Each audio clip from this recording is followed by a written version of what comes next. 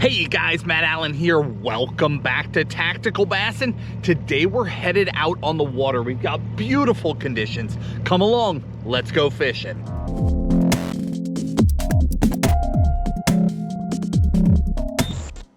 We're idling out right now, and the plan is to finesse fish. Specifically, we're throwing bait finesse. So I've got half a dozen rods on deck. 5 of those rods have ultralight line, super light rods, tiny little baits on them. You know, Mega Bass Karashi, Pop-X, a tiny Whopper Plopper, little tiny Jerkbait, different things like that. Small stuff. This lake we're on is not known for having big fish. So rather than just beating our heads on the wall this morning, I've adjusted the gear to the size of what I expect to catch. We might catch a giant, I have no idea, but what I expect to catch, and I think we're gonna have a lot of fun. Now I did leave one topwater. I've got a giant Dog X on deck because it's that time of year. You've gotta be throwing that topwater too. I think this is gonna be really good.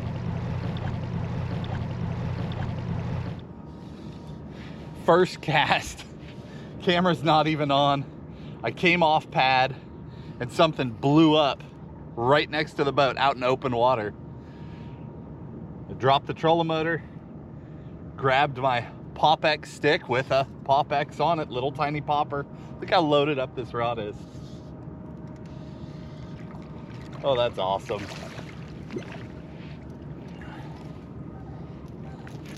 My goodness, let's hope that that is the beginning of a really fun day. Awesome.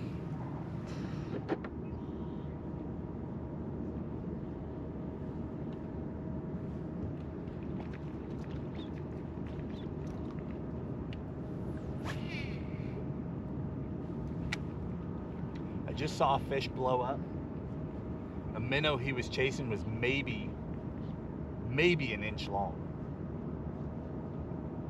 which means bait finesse, little tiny baits. We've made a really good judgment call. And that's just positive feedback just right off the bat that we're headed down the right path.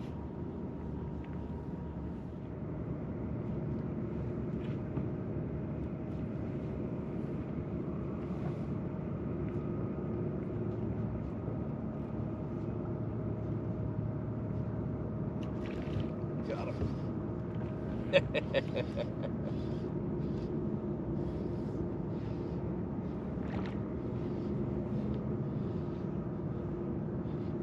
How fun.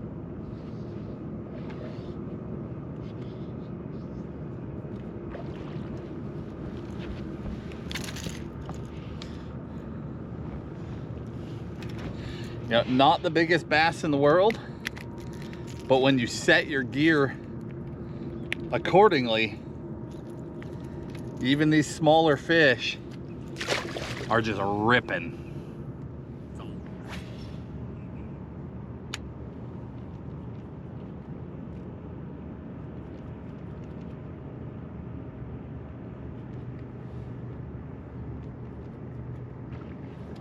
Oh, got him. Oh,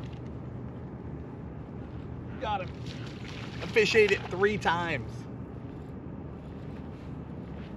This is the Mega Bass Karashi, my favorite bait finesse bait. And that right there is the reason why. He took 3 shots at it, never stopped coming. Look at that thing all the way down the hatch. They absolutely believe the Karashi is real. Even in pressured fisheries, place where these fish see a lot of baits, bass just don't see a lot of things of this size. They don't see that kind of action. You can fish this quickly like a topwater. You fish it slowly like a very slow moving jerkbait, just barely twitching and pausing, and they just react. Got him.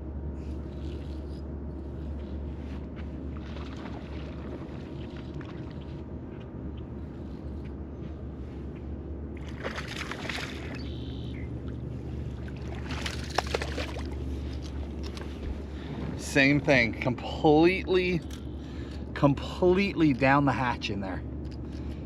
Unbelievable.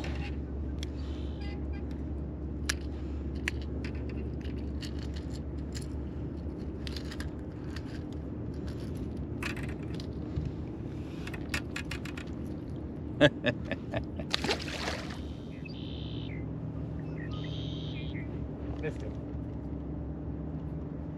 Got him.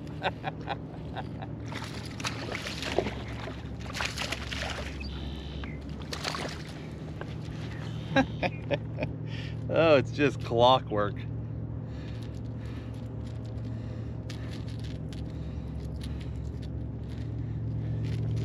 Oh, there's another one. Just blew up next to the boat.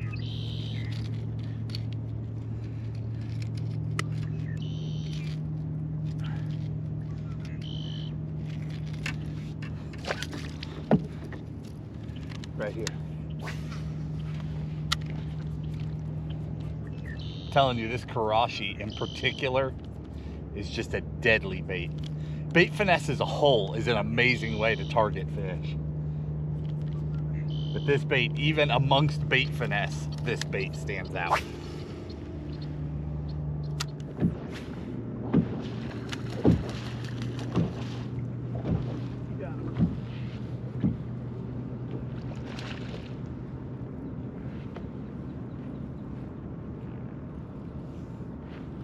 So we were up there on that grass line, you know, 2 foot of water, and I started seeing some fish busting out in the open behind me, and I don't even know how deep it is. I didn't even, ooh, buddy.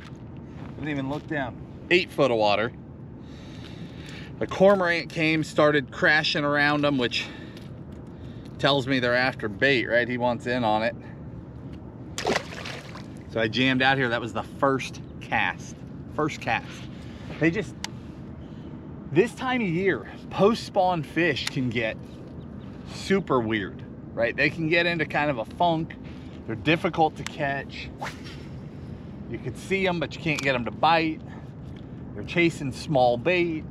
It's very difficult to imitate it, but these baits, the Karashi, that little Pop X, all these different things, little tiny flukes, the little jackal rhythm, all these different baits do such a good job of imitating that smaller bait fish. We're doing it on such light line that it's not intrusive. I mean, there's one blowing up way over there. It just does an amazing job of converting those fish that are otherwise very difficult to catch.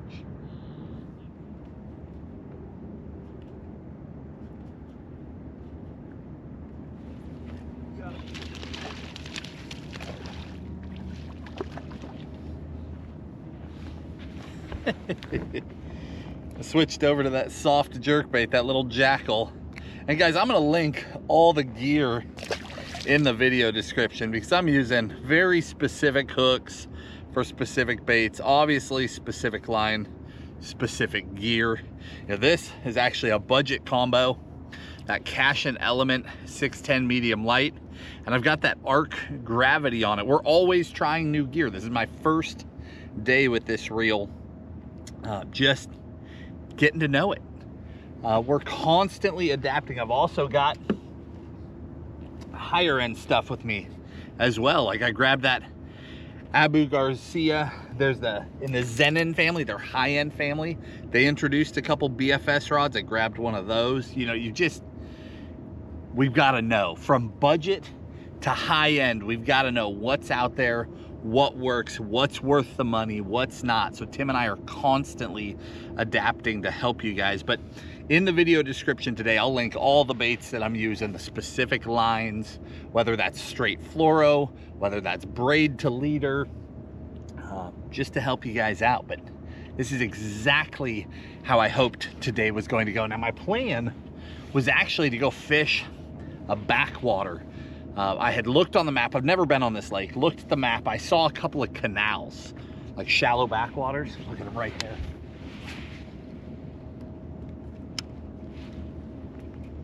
And I wanted to fish those canals. But while I was running, this shallow point looked so good that I stopped the boat, and right as I was coming off pad, I saw that first fish blowing up, and we just haven't moved since. I've caught fish up shallow against this grass, as well as out in the open water. We'll still run to those canals soon, because I would imagine as the sun gets higher, this bite's going to quit. But I'm hoping, you know, in those canals, maybe we can find some shade around docks, shade around laydown, something like that, and maybe keep it going.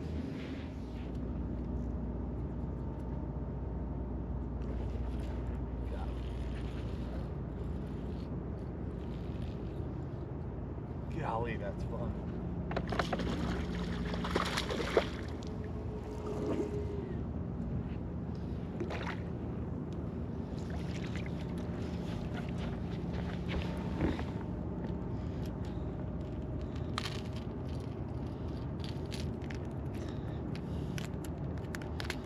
Just cannot resist that Karashi.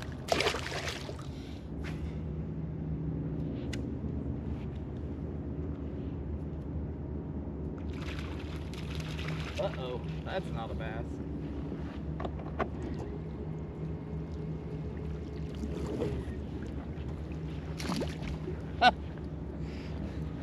It's a gar.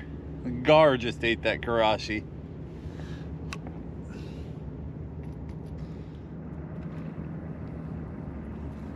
Uh-oh. That feels like a better fish.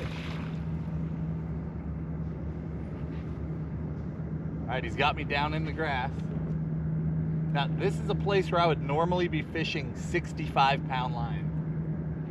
Right now we're using 7-pound fluoro.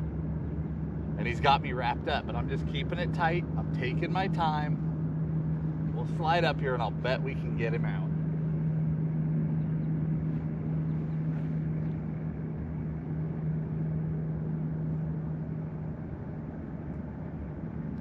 Oh, he came off. But we did get our bait back out. That one got away from us, but it's incredible. I mean, seriously, I would normally fish 65-pound in this stuff. I wouldn't dream of finessing. But you can. You can stop, pick up that finesse rod, be it BFS, bait finesse, or a spinning rod. And if you just barely put pressure on the fish, generally they'll swim out and away from that stuff, and you can get them. The only thing I can't do is flip inside there. I need to catch the fish that are near the edge so that they go out. The reason that one went sideways on us is that I was farther in. So when he tried to go out, he quartered away and it just took him to the grass on the other side. But generally speaking, you can swim these fish right out of heavy cover with this stuff.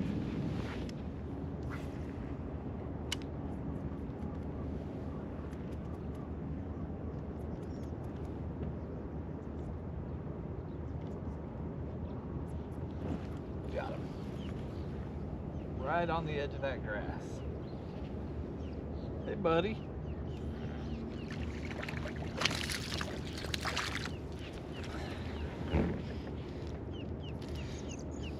Just another Karashi eater. By the way, I'm throwing this, so I'm using a Shimano Aldebaran BFS. The rod is a Cashin. It's in the Icon series. It's the 7-foot light. And that is hands down my favorite rod for throwing this Karashi. The light is so light and it's a little bit slow in the action. So when I start whipping that rod, that tip is just floating out there. Now, I wouldn't like that for everything, that slow action like that.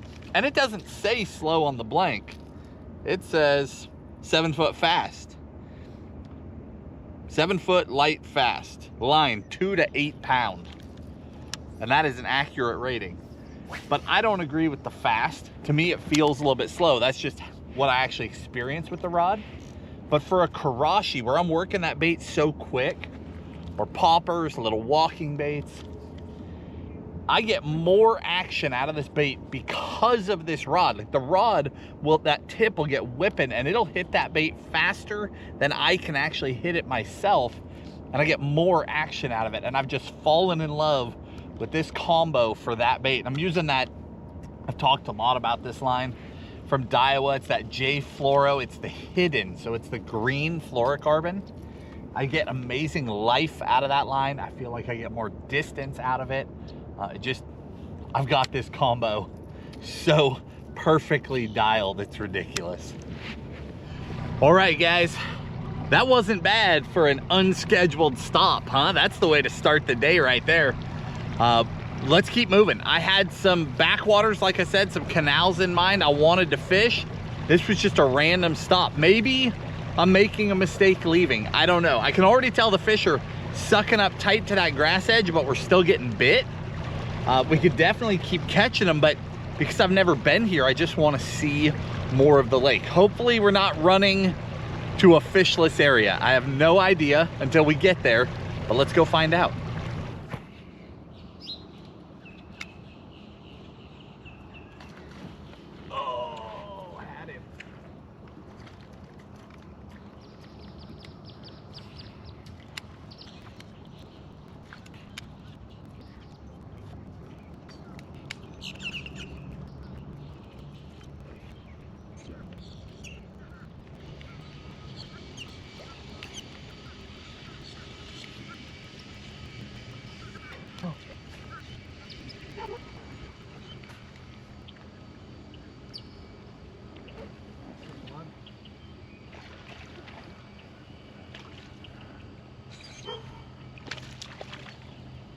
Golly, that's fun.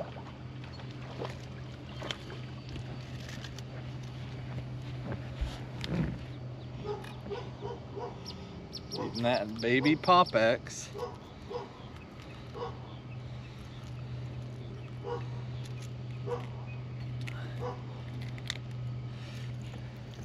So you guys know how much we like the Pop Max and the Pop X. This is even smaller. And a Pop X is like that big, a Pop Max is like that big. It's so small. But they eat it just the exact same way.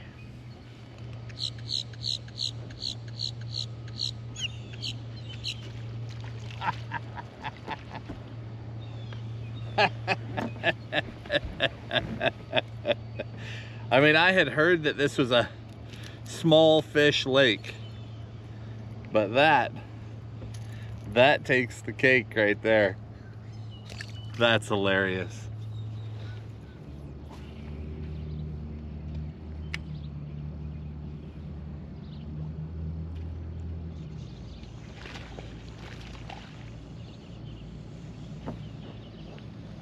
I looked away. That's always the trick with topwater.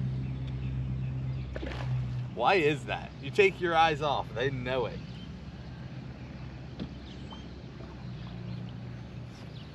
Nice little guy. A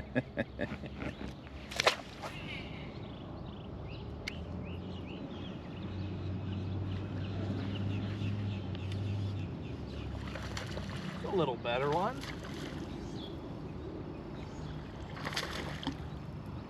Nice.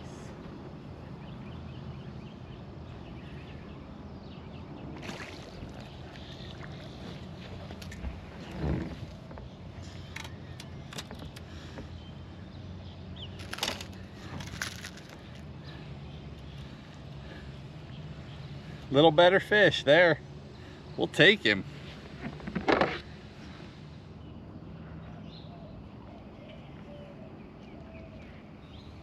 There he is.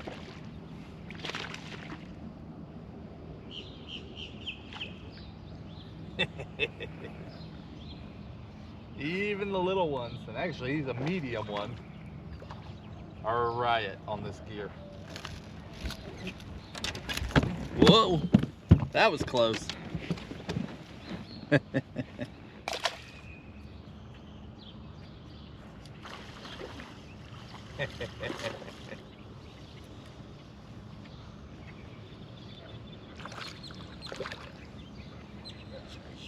Gotcha.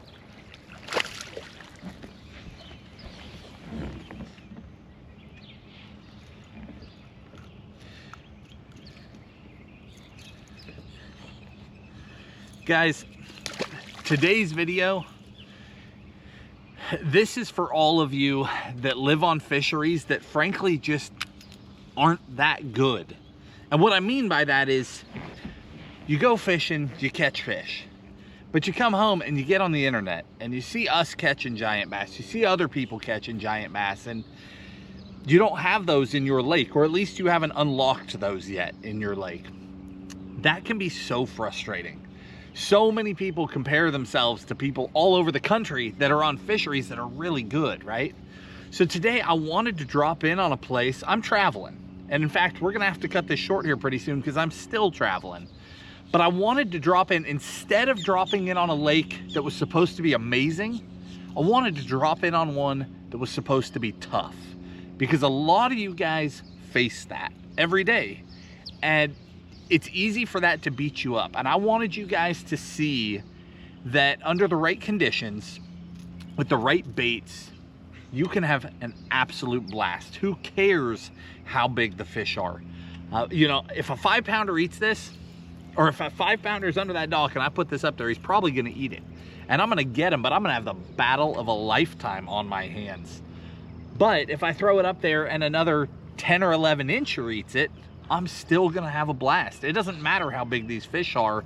The fun factor is through the roof. And bait finesse fishing as a whole has exploded in recent years. And as a result, the baits have followed, and the quality of finesse baits has skyrocketed in recent years.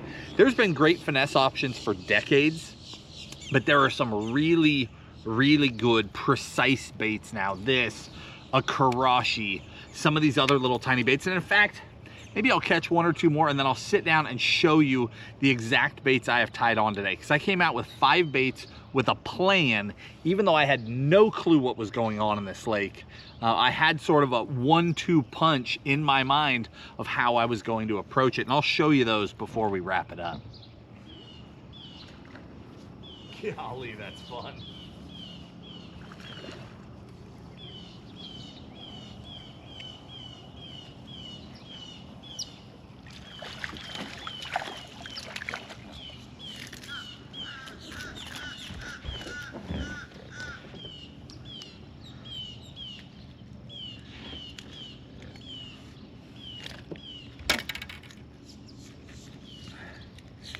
In case you're wondering how many small popper fish I can catch in one morning,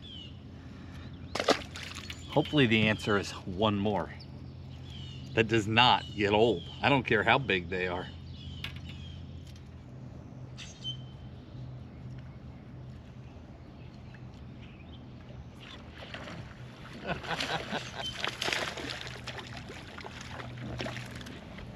Right through the pads, throwing that jackal.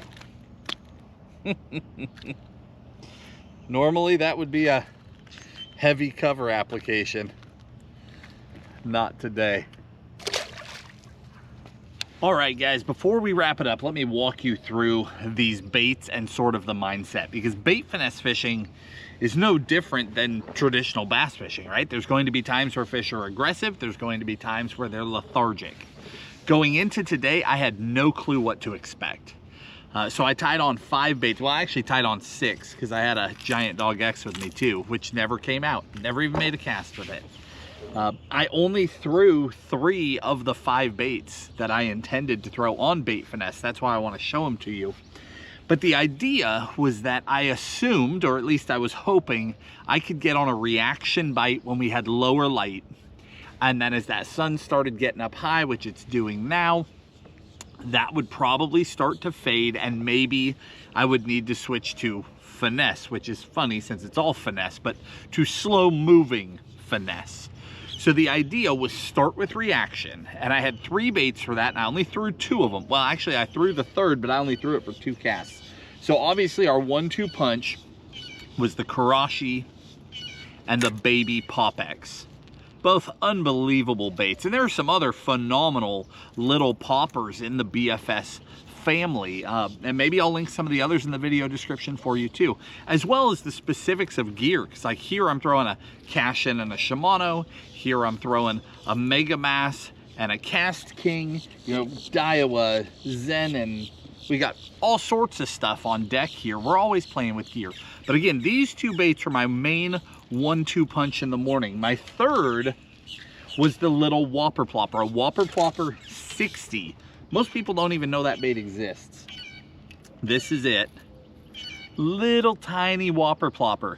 But I made 2 casts with it on some fish that were chasing bait, and they didn't want anything to do with it. And sometimes that'll happen when these are your conditions, when it's super slick, super calm. A Whopper Plopper, even a small one, can be a little too much for them.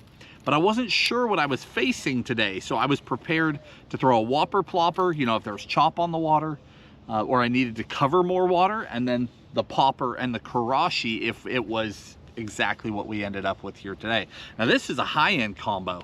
Throwing one of those new Daiwas, throwing that Zen in, super high-end combo, but it just wasn't the day for this particular bait. But that was my mindset. And then I knew eventually that sun's going to get up, things are probably gonna slick off. Maybe these fish would suck up under these docks and these canals, because that's ultimately what I was thinking I would do.